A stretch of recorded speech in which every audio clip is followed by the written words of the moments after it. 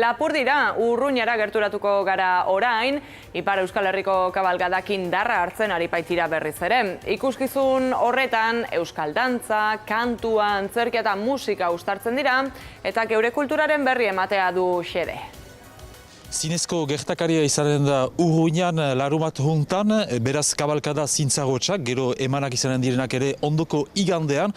Holakorik etzen gertatu Urruñan mende bat juntan, bederen Urruñarek emanik, ez da, Gerard?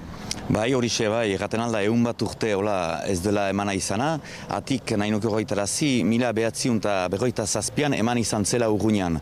Baina, omen ala diotenez, lekukuek hor lekorneko talde bat zen. Orduan, etzen arras Urruñarrak eginik, baina Urruñan eman izan zen, Urruñarrek ere parte hartu baitzuten. Usaian kabalkadak eta gehiago, barnekaldeago ikusten ditugu, ezerteko Baxena Farroan. Hemen kostaldean, bada, kabalkader buruzko tiria hori? Ez, pixka bat galdua da. Hortarako nahi ginen berpiztu eta nahi ginen kostaldean ere bizi dadin hori kabalkada hori.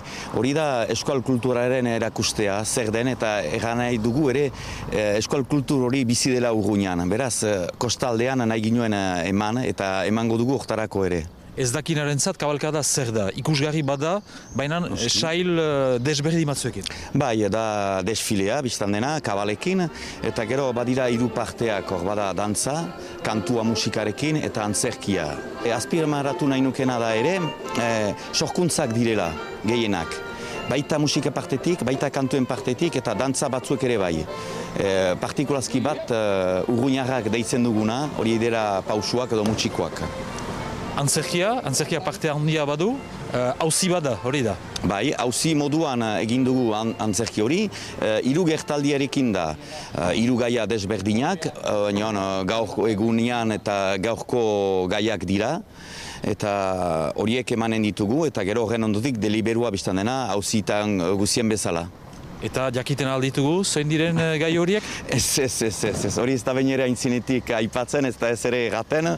Ez hori da nahi duguna txiki da surprisa bezala Urruñar publikoaren zat. Hori nahi dugu gorde oino eta gero egun hortan hor ageriko dira, zer diren gaiak.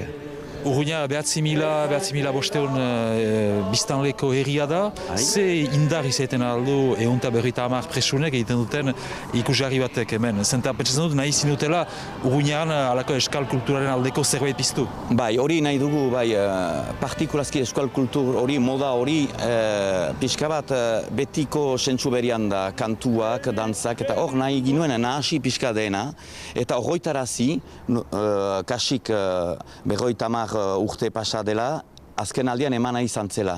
Eta nahi dugu lotura hori egin, irakusteko jendeek, Urruñarrek, partikulazki, euskal kultura beti bizi dela gure herrian, eta nahi ginuke transmitu hori ere gaztei, beraiek segitu dezaten. Untsa da, lehen gomita larumatuntako da, ondoko iganderako, beraz mila esker xetasun horien guzien dako, eta hemen ginen Urruñan, Guillaume Irigoyen, Eskualeria zuzenean.